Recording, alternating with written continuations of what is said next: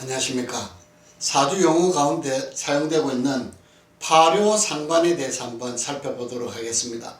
파묘상관 하면은 조금 낯익은 분들도 있을 수가 있습니다. 이 상관이라는 말은 많이 사용하고 있습니다. 십신 가운데서. 특히 아주 중요한 역할을 하기 때문에 상관에 대한 부분을 잘 이해하고 있는데, 이때 이 파묘상관이라고 하면 조금 생소할 수 있겠으나 하지만 상관을 이해하는 데 크게 도움이 될 수가 있습니다. 특히 사주 용신을, 식상을 용신으로 쓰는 분들은 이 부분을 잘 살펴보시면은 앞으로 자신이 어떤 행운의 시기와 길흉의 시기를 간단하게 살펴볼 수 있는 방법이 될 수가 있습니다.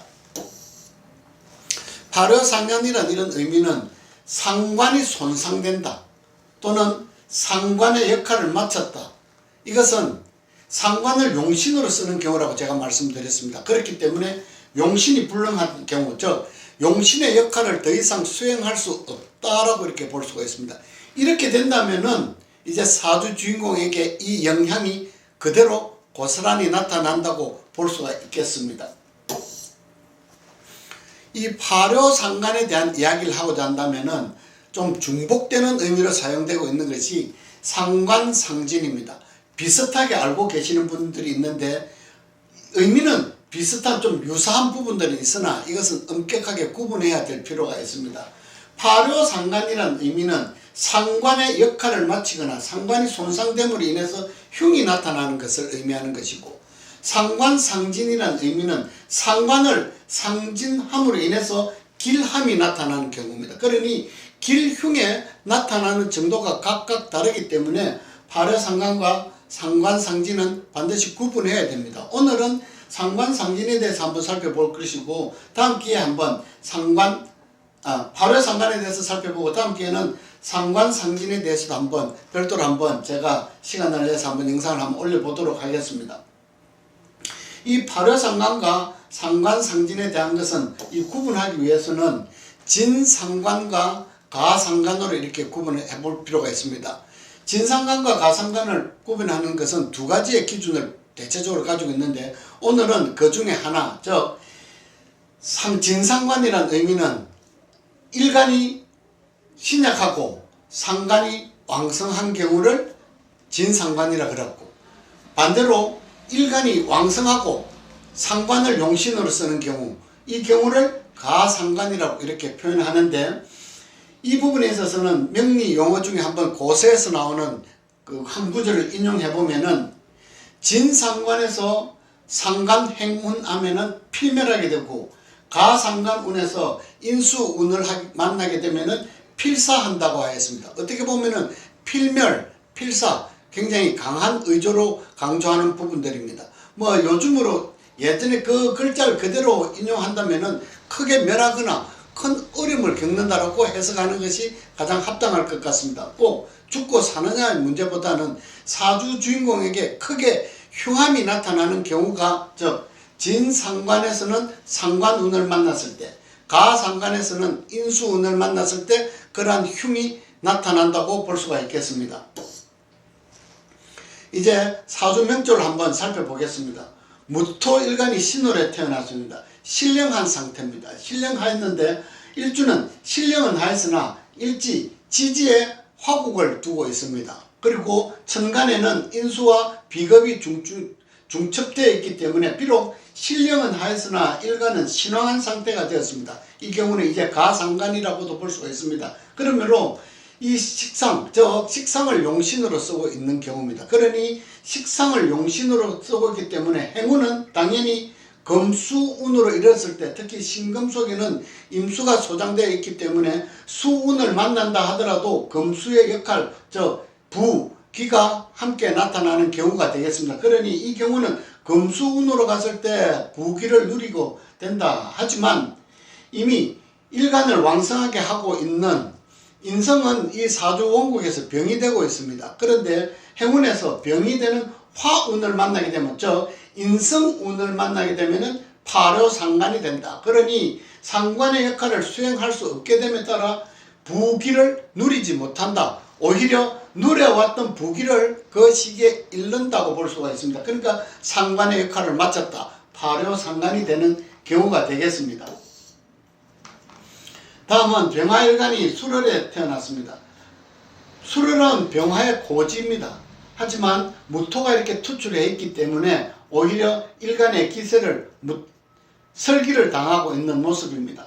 그렇지만 일간은 지지에 고지와 장생지, 록황지를 다 두고 있습니다. 그리고 천간에는 인성과 비겁이 투출해 있기 때문에 일간은 비록 신령은 하고 식상이 투출해 있으나 일간은 왕성한 경우입니다.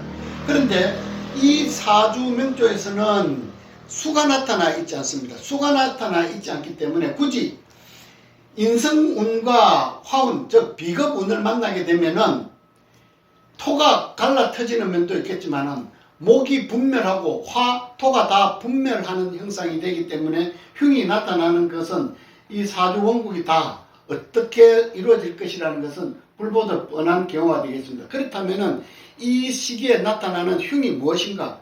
목, 화, 토가 목은 타고 화는 타오르게 되고 토는 갈라터지는 이런 형상이 되는 흉함이 나타나는 시기가 되겠습니다. 그러니 그 또한 파묘상관, 식상의 역할을 더 이상 수행할 수 없다는 경우가 되겠습니다. 이 명조는 임수일간이 자월에 태어났습니다. 왕지에 태어났습니다. 수의 왕지입니다. 수왕절에 태어났고 지지에서는 신자진 수국을 이루어서 일간으로서는 거강한 상태입니다.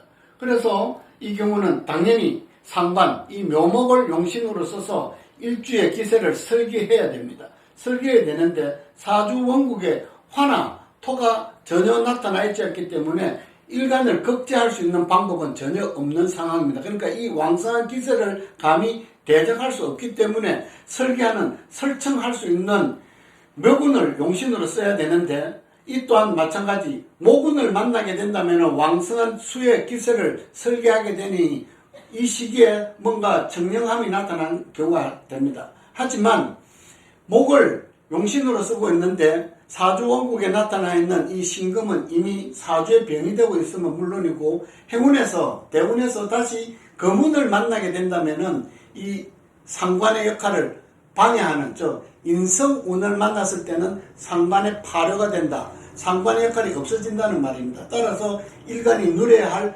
부귀가 이 시기에서 상당히 어려움을 겪게 된다라고 볼 수가 있겠습니다. 특히 이 명조에서는 토라는 역할이 전혀 없기 때문에 이 왕성한 수를 제수하지 못하는 것이 조금 아쉬운 경우입니다.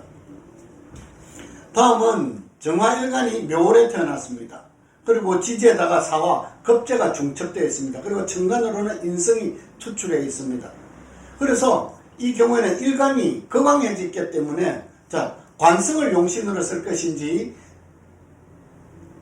상관을 용신으로 써야 될 것인지 무토 상관을 용신으로 쓸 것인지 자수 편관을 용신으로 쓸 것인지 선택을 해야 되는데 당연히 자수 편관을 용신으로 쓰는 것이 마땅합니다. 그런데 사주 형상을 살펴보면은 이 자수는 이미 목의 설기를 당하고 있기 때문에 용신의 역할을 수행할 수 없게 된 상황입니다. 따라서 상관을 용신으로 써야 되는데 이 경우라 그러면은 당연히 토운과 거문으로 행운이 이어져야 마땅한데 만약에 이 명조에서 행운이 목으로 이어진다 그러면은 목은 다시 토를 소토하게 되고 토를 극제하기 때문에 크게 흉이 나타나는 경우입니다. 차라리 이 자수 편관을 용신으로 쓸 수 있었을 때 이 사주가 가질 수 있는 부귀의 정도와 이 상관을 용신으로 쓸 때 부귀의 정도가 각각 다르게 나타나는데 또한 행운에서도 나타나는 이 흉이 발생하는 모군에서 나타나는 흉은 즉 상관을 파묘시키는 상관의 역할을 더 이상 수행할 수 없기 때문에 부와 기에 이뤄가는 시기가 될 수 있겠다고 볼 수가 있겠습니다. 다음은 병화일간이 인월에 태어났습니다. 장생지입니다. 하지만 지지에는 왕지도 없고 록왕지를 다 둬서 인호술 하국을 이루고 있는 상태입니다. 따라서 토를 즉 상관을 용신으로 해서 금을 인출할 수 있어야 되는데 이미 금은 지지에 있는 이 화국에 의해서 극제 쟁탈을 당하고 있기 때문에 반드시 상관으로서 이 금도 보호해 줄 수 있어야 되는데 일간의 길을 설계하면서 식상 재성까지도 보호해 줄 수 있어야 되는데 이 경우에는 또 마찬가지 행운의 사주원국에 수가 나타나 있지 않기 때문에 작은 불씨만을 댕겨주더라도 이 토와 금은 분멸하는 상황이 될 수가 있겠습니다. 그러니 특히 목화운에서 나타나는 흉이 토와 금에서 그대로 나타나기 때문에 이 경우에 나타나는 것은 어떻게 흉이 나타나는지 쉽게 예측할 수가 있겠습니다. 잠깐 이렇게 발효상관에 대해서 몇 가지 제가 말씀을 드렸는데 이 발효상관이란 말은 상관의 역할을 더 이상 수행할 수 없게 된다. 그러니 인성운을 만나는 것이 가장 흉하다고 보는 것입니다. 그래서 몇 가지 사주에서 이렇게 살펴봤듯이 인성운을 만났을 때 인성은 반드시 상관을 극제해버리기 때문에 이것을 견제해 줄 수 있는 역할이 없기 때문에 재성의 역할을 할 수 없기 때문에 인성은 더욱더 상관을 극제하기 때문에 흉이 나타나는 것으로 볼 수가 있겠습니다. 감사합니다.